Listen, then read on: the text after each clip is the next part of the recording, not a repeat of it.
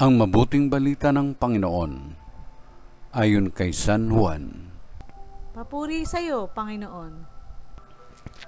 Noong panahong iyon, sinabi ni Jesus sa kanyang mga alagad, "Kapayapaan ang iniiwan ko sa inyo. Ang aking kapayapaan ang ibinibigay ko sa inyo. Hindi ito katulad ng ibinibigay ng sanlibutan.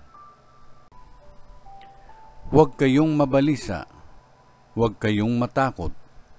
Sinabi ko na sa inyo, ako'y aalis, ngunit babalik ako. Kung iniibig ninyo ako, ikagagalak ninyo ang pagpunta ko sa Ama, sapagkat dakila ang Ama kaysa sa akin. Sinasabi ko na ito sa inyo bago pa mangyari upang, kung mangyari na, kayo'y manalig sa akin. Hindi na ako pakahaba ng pagsasalita sa inyo, sapagkat dumarating na ang pinuno ng sanlibutang ito. Wala siyang kapangyarihan sa akin, subalit dapat makilala ng sanlibutan na iniibig ko ang Ama, at ang ginagawa ko'y ang iniutos niya sa akin." Ang mabuting balita ng Panginoon.